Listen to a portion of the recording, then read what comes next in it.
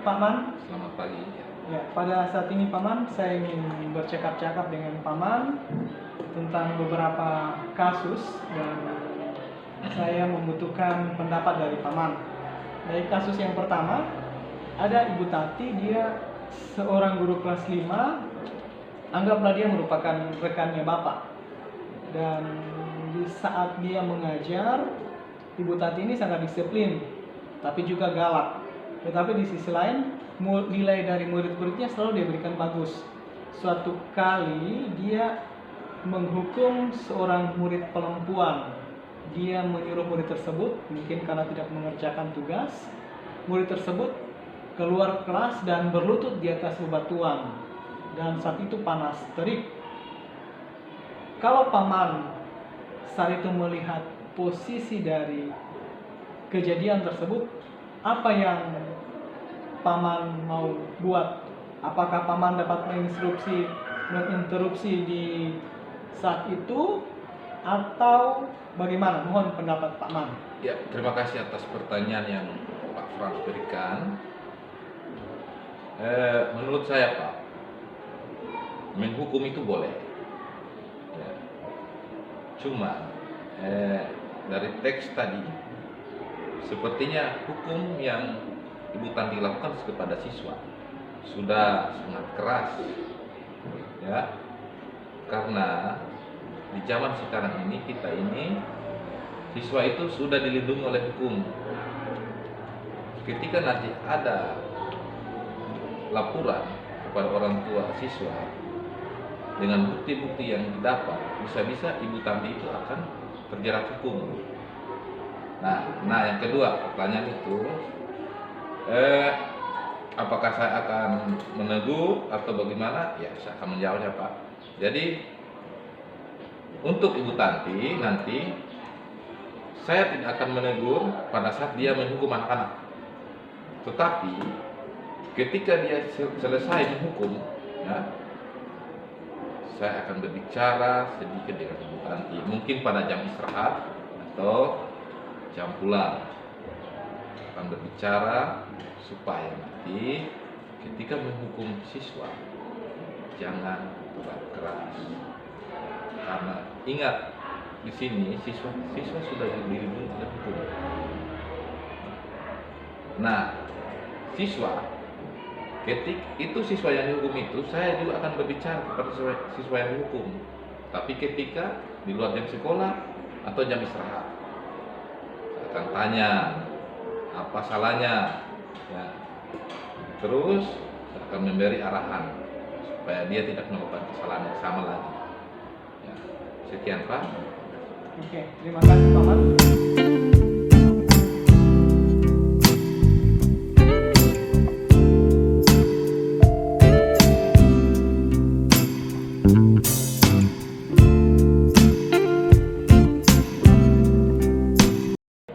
Kemudian untuk kasus yang kedua, di sini anggaplah Bapak sebagai kepala sekolah dan ada seorang guru yang bernama Pak Dodi. Dia guru yang berkompeten. Kemudian terakhir, Pak Dodi ini selalu terlambat dalam tanggung jawabnya.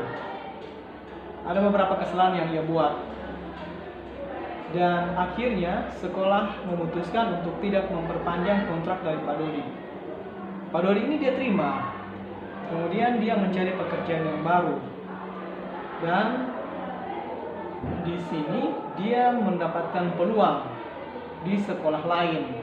Dan Bapak sebagai kepala sekolah dapat email untuk membuat semacam rekomendasi mengenai kinerja Pak Dodi. Bapak tahu tadinya bahwa Pak Dodi ini dia diberhentikan karena dia terlambat menyelesaikan tanggung jawab, baru kemudian memanipulasi laporan keuangan panitia, dan dia diputuskan kontraknya.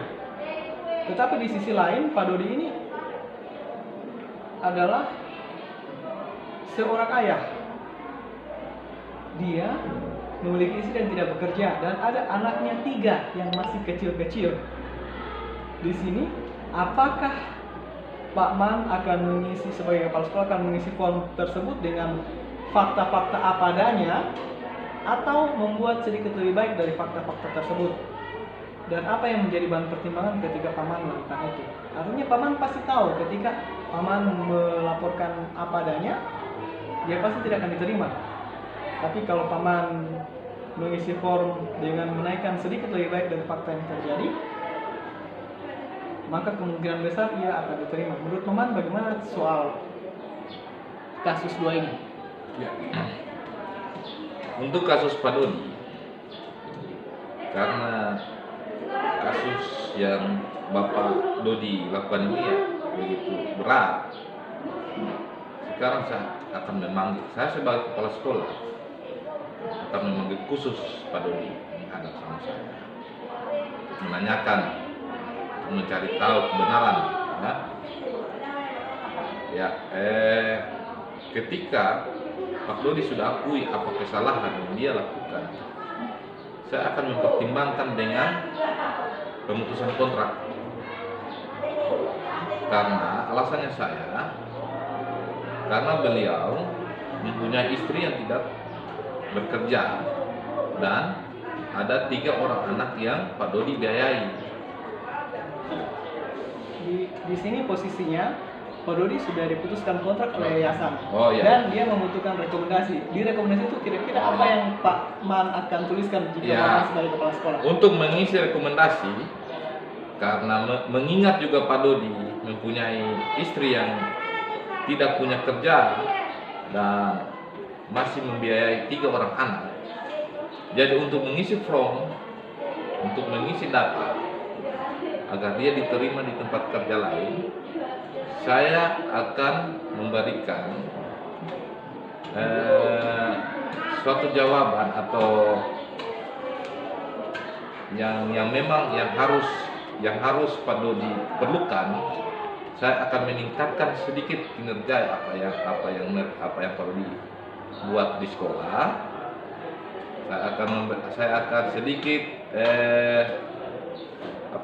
menambah bahasa supaya Pak Dodi itu bisa diterima di tempat kerja yang lain.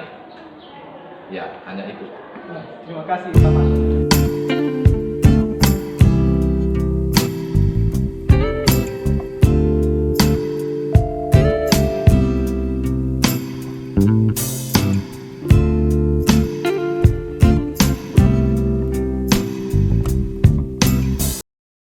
Oke, kita lanjut pada kasus 3. Di sini Bapak adalah guru bahasa Indonesia dan semua guru Bapak mintakan untuk menyerahkan nilainya. Di sini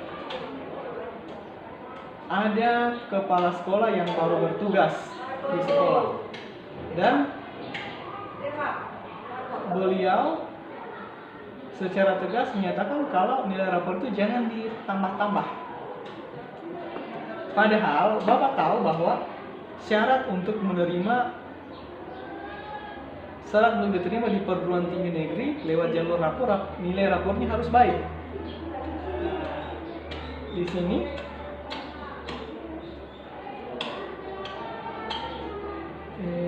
Ibu Rosdiana ini dia meminta setiap guru untuk menaikkan nilai murid itu 10 poin. Kira-kira jikalau Bapak diperintahkan seperti itu oleh kepala sekolah, apa yang Bapak akan lakukan? Di mana Bapak ini dikenal sebagai guru yang berintegritas dan memiliki kredibilitas. Apa jawaban Bapak? Ya, yang saya akan lakukan, pertama-tama saya akan sedikit membentak kepada pemimpin atau kepala sekolah. Karena ketika kepala sekolah memberikan arahan atau memberikan dispensasi buat siswa-siswa untuk menaikkan poin dengan apa yang saya jalani sebagai guru, saya kurang setuju, Pak. Karena itu sama saja seperti kita ini adalah guru yang tidak mampu untuk mendidik anak ketika kita menaikkan poin nanti untuk anaknya, meskipun di sekolah tinggi itu memerlukan poin yang atau nilai yang tinggi, dan untuk anak yang memang tidak bisa mencapai nilai tertinggi, saya tidak akan memberikan nilai, ya, karena apalagi dengan mata pelajaran saya, berarti saya anggap guru yang mendidik tidak berhasil untuk mendidik anak tersebut. Ya, saya tidak akan mempersalahkan anak, tetapi gurunya, ya, kecuali anaknya yang tidak pernah masuk sekolah. Ya, nah itu, Pak. Baik, Paman, kasus yang terakhir.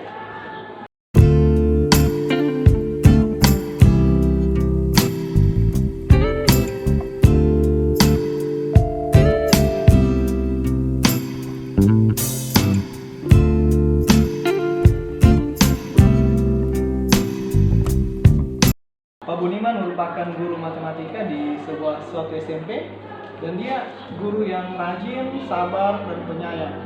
Suatu kali sementara Pak Budiman mengajar, tiba-tiba ada orang tua murid yang datang ngamuk-ngamuk sambil bawa panah. Dia berkata kepada anaknya, "Kamu harus pulang bantu bapak bekerja, memanen ikan di tambak," sambil bawa-bawa parang. Bapak ini datang ke kelas dan mengancam anak tersebut untuk pulang. Kalau bapak dalam posisinya Pak Budiman, apa yang bapak buat saat itu?